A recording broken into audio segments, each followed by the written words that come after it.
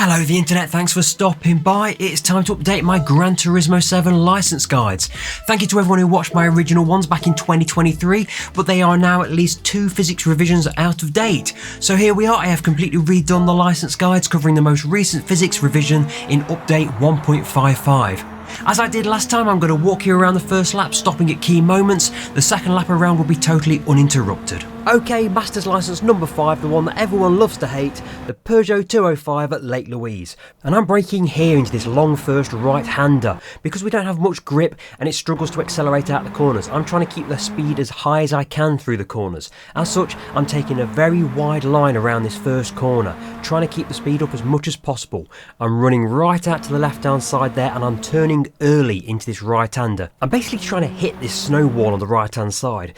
Unlike tarmac road surfaces, you've got to keep the car unsettled, so we're always pointing at something that we don't want to hit. I mean, this is a great example. I'm pointing straight at the wall in front of me, but I'm just going to drift the car around. I'm keeping a relatively high gear. I don't want to lose the traction from the rear wheel, so I was in third gear as I came through that corner rather than second gear. This corner, I'm pointing early into the corner, again aiming for the tyre wall. Then you've got this long right-hander that gets tighter and tighter. It's almost a double apex corner. I go in tight and then I let the car drift out to the left-hand side, leaving enough room for the back end to slide out without hitting the wall.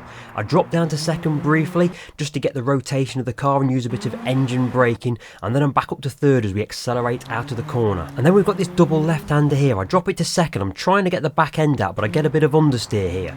Then I go up to third gear before I start applying the throttle. I don't want to go in too tight through this corner because you can run out towards the right-hand side snowbank there and lose a bit of momentum on exit. And then we've got this straight section, if you want to call it that, very bumpy, difficult to keep the car going quite where you want it to go.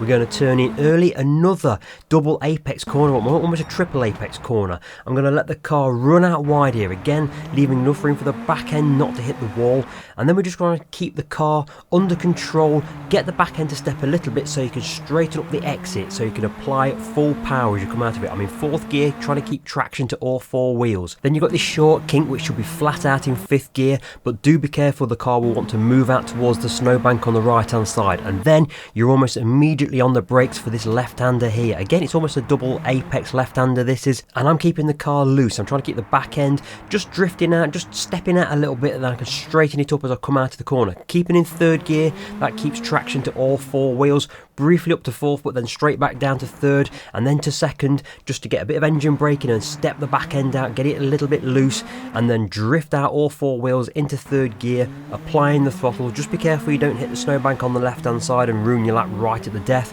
And then that's it, it's a race to the line, and hopefully that's your gold standard time. Now, I know a lot of people don't like this particular license.